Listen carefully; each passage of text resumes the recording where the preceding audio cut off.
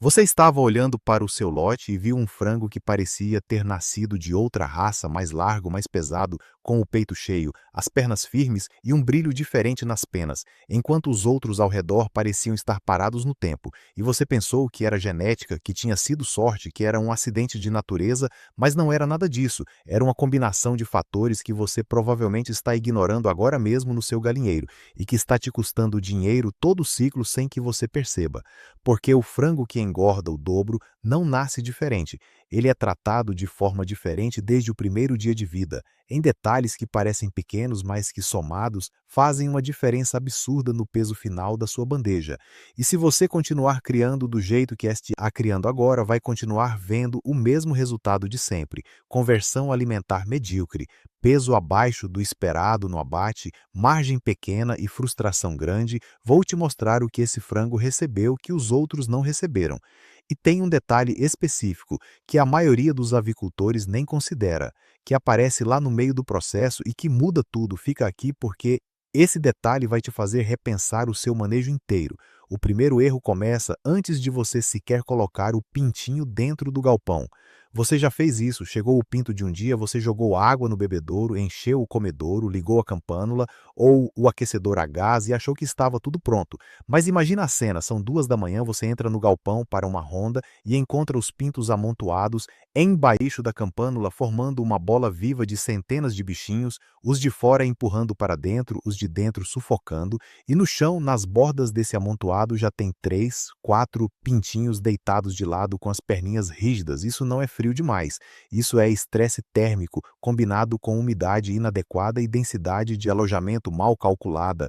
O pintinho recém-nascido chega com o saco vitelino ainda sendo absorvido, o sistema imunológico imaturo, o trato gastrointestinal sem microbiota estabelecida e a capacidade de termorregulação praticamente zero. Se a temperatura do galpão nos primeiros 3 dias não estiver entre 33 e 35 graus Celsius, na altura das aves, não no termômetro que fica pendurado na sua altura, mas na altura deles, que ficam rentes ao chão, o metabolismo desse pintinho vai ser todo redirecionado para manter o corpo aquecido ao invés de converter ração em músculo. E aí você perde os primeiros 7 dias que são, biologicamente falando, os mais importantes do ciclo inteiro, porque nos primeiros 7 dias o frango tem a maior velocidade de crescimento relativa de toda a sua vida, em proporção ao peso corporal. E se ele desperdiçar essa janela brigando contra o frio ou contra o calor excessivo, ele nunca mais vai compensar totalmente esse atraso.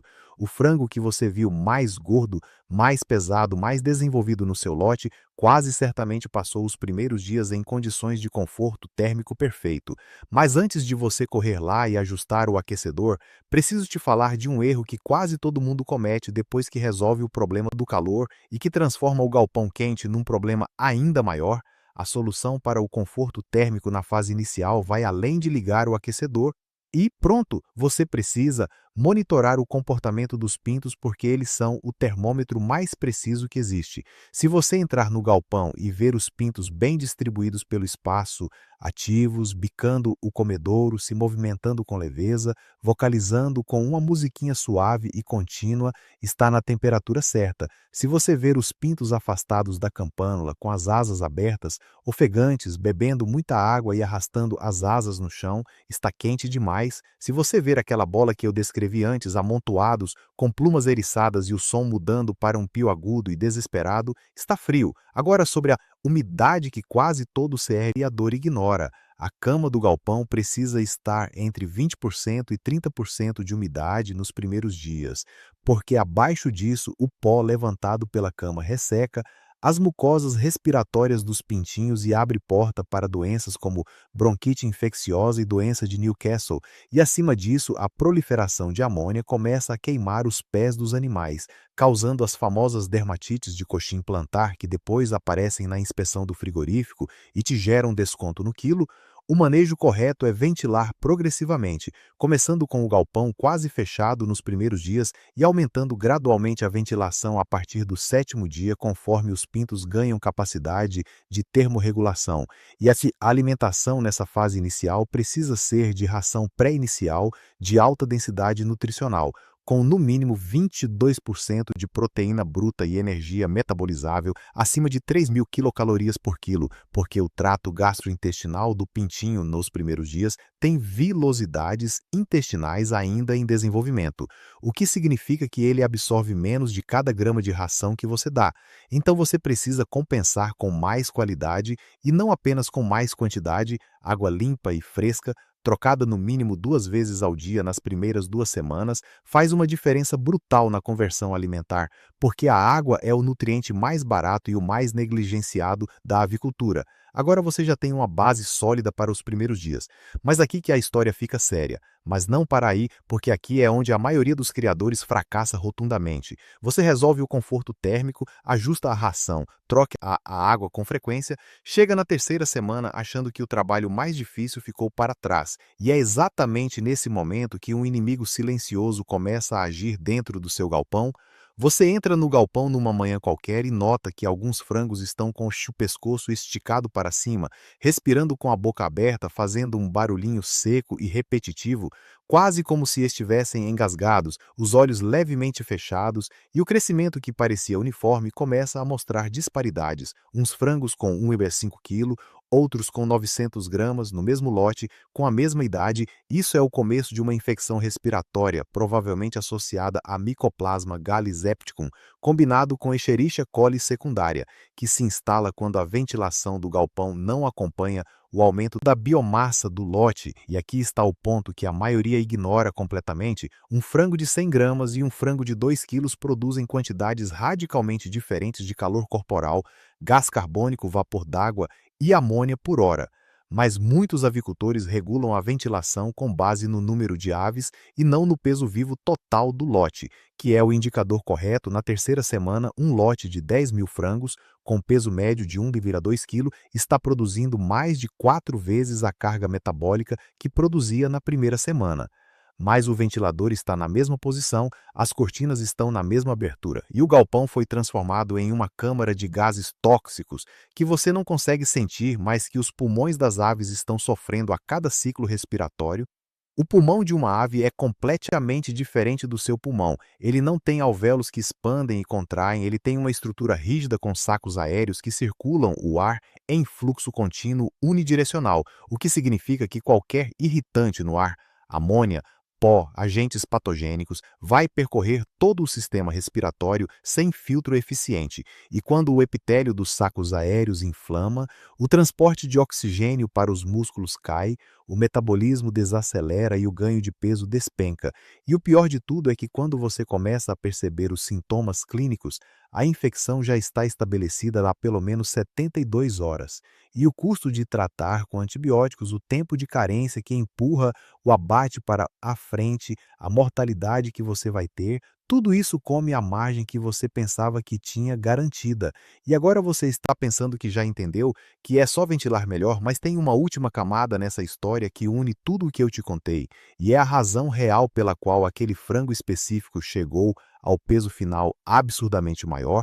O protocolo que vai transformar o seu lote começa com o cálculo correto da taxa de ventilação mínima e máxima para cada fase do ciclo. Na primeira semana, com pintos de um dia, a ventilação mínima é de aproximadamente 0,6 metros cúbicos por hora por quilo de peso vivo, apenas para controlar a umidade e o dióxido de carbono, sem criar corrente de ar que resfrie os animais. E você alcança isso com ventilação intermitente, ligando os exaustores por períodos curtos de 2 a 3 minutos a cada 20 minutos. A partir da segunda semana, você começa a aumentar progressivamente.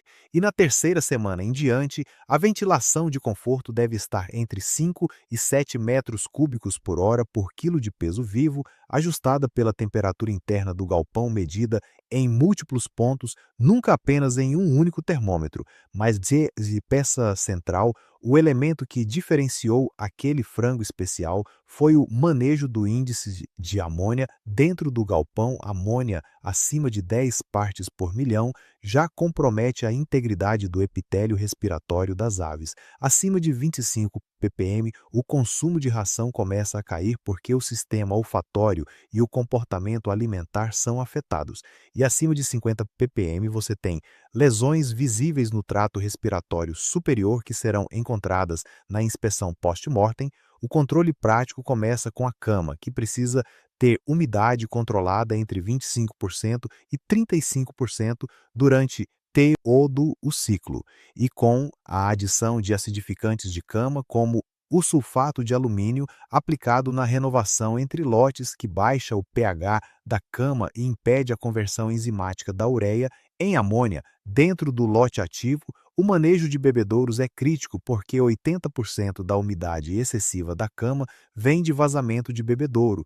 Ajuste diário da pressão e da altura dos nipples conforme o crescimento das aves elimina a maior fonte de amônia do galpão. Sem custo adicional, a segunda ferramenta é o programa de luz, que a maioria usa apenas para controlar consumo de energia, mas que tem impacto direto no ganho de peso. Um programa de luz intermitente de 1 hora de luz para 3 de escuro, distribuído em ciclos de 6 horas por dia nas primeiras 2 semanas, reduz o estresse metabólico, melhora a qualidade do sono das aves, favorece a liberação de hormônio de crescimento e resulta em ganhos de conversão alimentar de até 4% comparado ao programa de luz contínua, sem custo algum. A terceira ferramenta é a densidade de alojamento calculada pelo peso final esperado e não pelo número de cabeças. Para frangos de corte com abate aos 42 dias e peso-alvo de 2,8 kg, a densidade final não deve ultrapassar 33 a 35 kg por metro quadrado de área útil de galpão. E se você alojar baseado apenas em cabeças por metro quadrado, sem considerar o peso final, vai ter superlotação na fase mais crítica do engorda. Quando você junta conforto térmico perfeito na fase inicial, ventilação progressiva calibrada ao peso vivo do lote, controle de amônia pela cama e pelos bebedouros e programa de luz intermitente na fase de crescimento, você cria as condições para que a genética do frango se expresse no seu máximo potencial. E é exatamente isso que aconteceu com aquele frango que você viu mais gordo. Não foi sorte, não foi genética superior.